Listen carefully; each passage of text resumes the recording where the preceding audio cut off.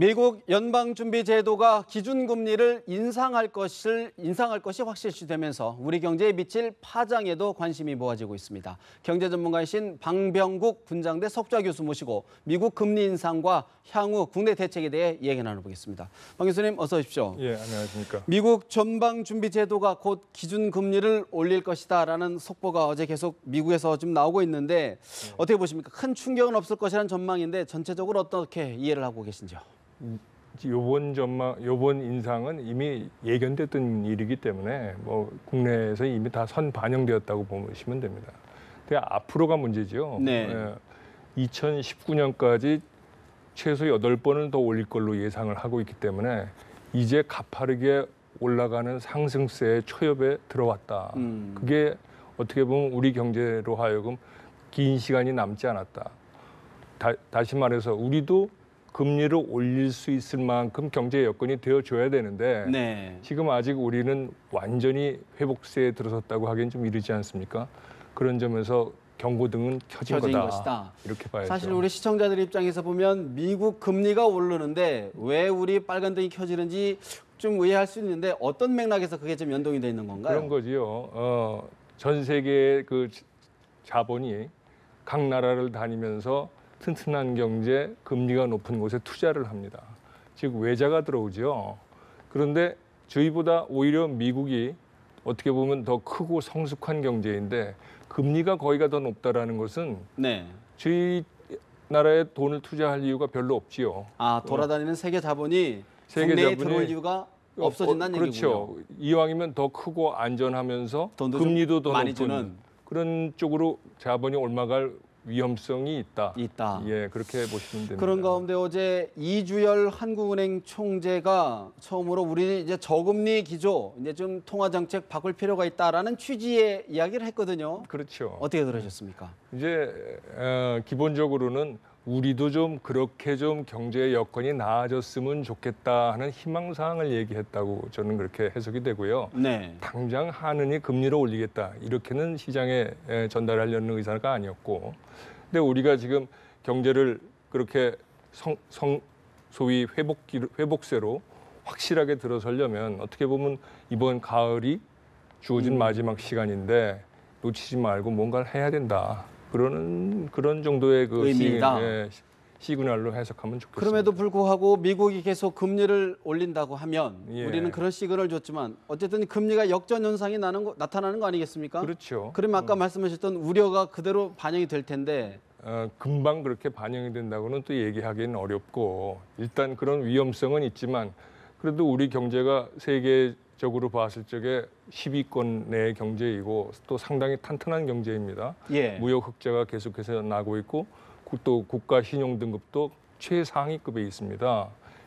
문제는 그걸 흔들 수 있는 요소가 일부 반영이 되는 것이다. 이제 그렇게 보이면 그렇게 해석하면 되겠고요. 예. 특히 국내적으로는 지금 사드 문제 같은 것이 그게 단지 군사의 문제가 아니고 우리 같은 소규모 개방 경제에서는 그게 우리 경제의 안정성 내지는 신뢰를 측정하는 하나의 척도가 되기 때문에 그걸 우리나라에서 우리 새 정부에서 어떻게 잘 풀어내느냐 이게 또 금융시장에 큰 영향을 미칩니다.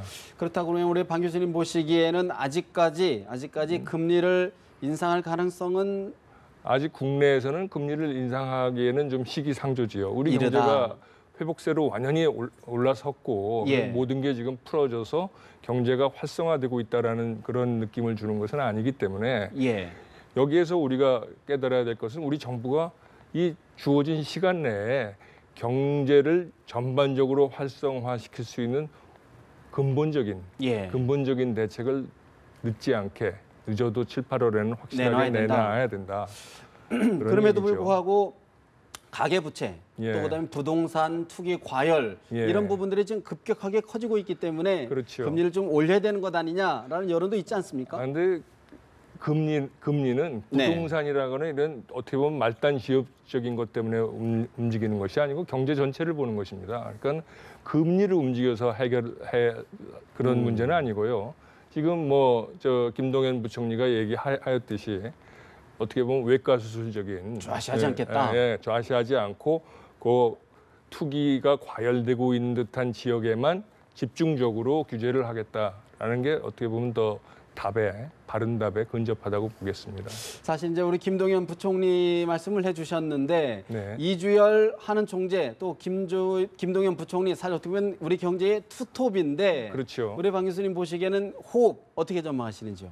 일단 두 분이 제가 어디서 보니까는 2008년 글로벌 금융위기 때 한 분은 청와대 경제금융비서관이었고 한 분은 또 한은혜 부총재보로서 서로 호흡을 맞춘 적이 있다고 하니까 충분히 호흡을 잘 맞출 수 있는 또 그런 입장에 있고요. 예. 오늘 점심 때 오찬을 했는데도 분위기도 화기애애했다고 하니까. 네. 게다가 지금 김 부총리가 경제를 읽어내는 그 실력이나 그 관점이 제가 봤을 때는 정확하고 먼저 지금은 어느 정도의 재정 확대가 필요한 시점이다. 예. 경제 활성화가 지금은 좀 더 가속화될 시점이다라고 보고 있고 거기에 맞춰서 우리 이주열 총재께서도 경제가 좋아지면 그럼 금리를 올리겠다라는 정도로 이제 먼 시그널을 주고 있는 것이다. 예. 사실 근데요 역대 정부를 보면 항상 정부하고 예. 또 한은과 독립성 문제, 정책 결정의 자주성 문제 갖고 늘 감정 대립이 있었거든요. 예, 이번 예. 정부는 어떻게 보시는지요? 글쎄 지금은 그럴 시기가 아니에요. 사실은 어떻게 보면 우리 경제가 제가 누누이 얘기를 하지만 몇 년째 구조조정에서도 늦어져 왔고 네. 그리고 지금 세계적으로는 그 4차 산업혁명이라고 하는 것에 굉장히 다른 나라들이 앞서가고 있는데 심지어 중국도 우리보다 빠르다고 하지 않습니까? 근데 우리 지금 뭐 하고 있습니까? 벌써 한 2, 3년째 지금 제자리 걸음하고 있단 말이에요. 예. 그러니까 우리가 올 가을, 늦어도 올 겨울까지는 전체적인 구조조정과 그리고 4차 산업혁명을 우리가 가속화하기 위한 나름대로의 규제 완화, 특히 영호남을 아우르는 문재인 대통령은 가야사를 연구를 해서 영호남을 아우를 방법을 얘기를 하시지만 그거보다는 오히려 그 지역을 더 잘 살 수 있게 해주는 그런 쪽에서 영호남에는 4차 산업 규제 완화나 지원 면에서 조금 더 가점을 주는 그런 정도로 해서 묶는 게 더 현실적이지 않나 그렇게 생각이 됩니다. 그런 측면에서요. 사실 이제 정치권에서 지금 논란이 되고 있는 이른바 일자리 추가 경정 예산안 사실 여러 논란이 많습니다. 경제 전문가 경제적인 시각에서 봤을 때는 어떻게 보고 계십니까? 순전히 경제적인 시각에서 보면 국가재정법에 의하면은 이것이 편성 요건이다 아니다 논란이 됩니다. 하지만 국제 경제 흐름의 전반으로 봤을 적에는 지금 우리한테 주어진 소위 경제 활성화를 위해서 주어진 시간이 얼마 남지 않았기 때문에 정부가 뭐래도 해야 된다라는 점에서는 저는 동의합니다. 그리고 그 뭐래도 해야 되는 것이 이 사회의 최약자들, 소외된 사람들 그리고 저소득층 계층을 위해서 뭔가 정부가 일자리를 마련해 주기 위해서 애를 썼다.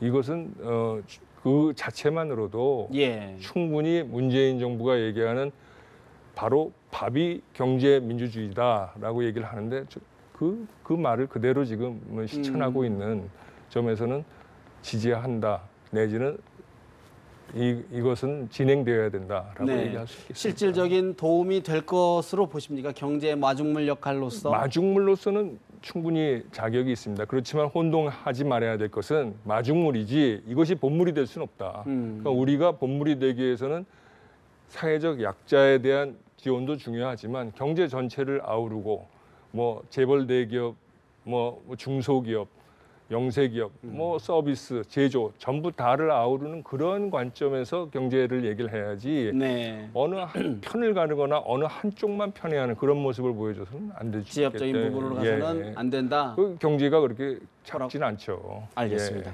오늘 말씀 여기서 줄여야 될 것 같습니다. 미국의 금리 인상과 또 국내 경제 또 국내의 금리 문제도 짚어봤는데 지금까지 방병국 군장대 석좌 교수 모시고 이야기 나눠봤습니다. 오늘 말씀 잘 들었습니다. 예, 고맙습니다.